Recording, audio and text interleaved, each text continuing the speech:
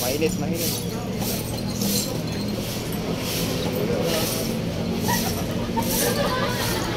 Ah, sarap.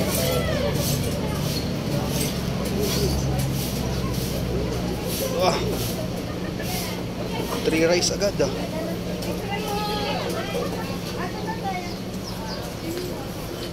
Three rice agad yun.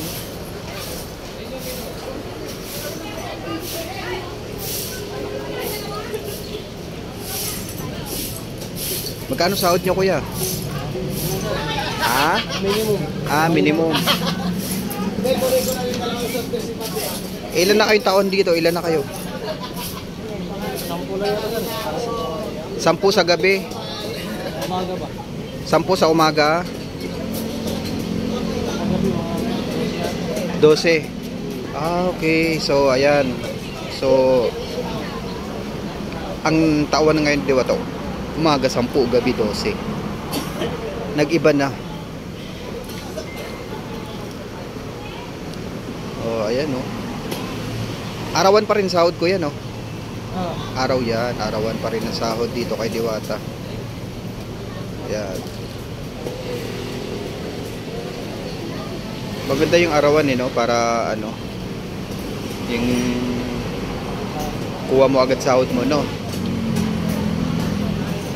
Paano ka naka-apply dito? Nagpa-apply ka, nag-proceed ka, o may kakilala ka? Ah, okay. So yun, may kakilala pala sila dito sa Pasay City Branch, kamag-anak.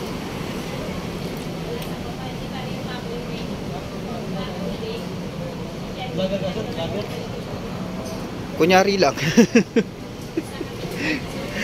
Humina yung view ko eh. Ha? Humina yung view ko pero lumalakas din naman. Nabisi kasi ako mag-upload eh. Ha? Nabisi.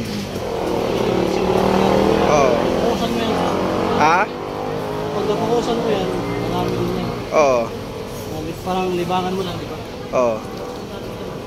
So may off limit pala si Diwata. Bawal ka na pumasok dyan sa looban. Dito lang tayo sa labas. Off limit, authorized staff only. So ayan. So hanggang dito lang talaga tayo.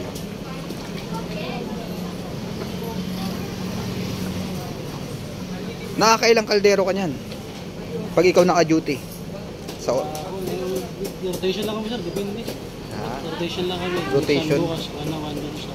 Hindi, yung kaldero na yan, ilan napapataob niyan? 4, 5 kaldero na ganyan? Grabe si Diwata. Yung ganito kalalaking kaldero, 5 ang 5. Minsan napapataob. 10 ba nga pag Sabado? 10 pag Sabado. Okay, pag regular day, 5 kalderong dambuhala ang napapataob ng mga customer. Pero pag mga Sabado, Linggo, 10 kaldero. Sa mga mahilig o marunong mag-mathematician dyan, paano computein kung magkano yung kinita niya dyan. Yung ganito karaming kaldero, 5 sa regular day, 10 kapag Sabado, Linggo.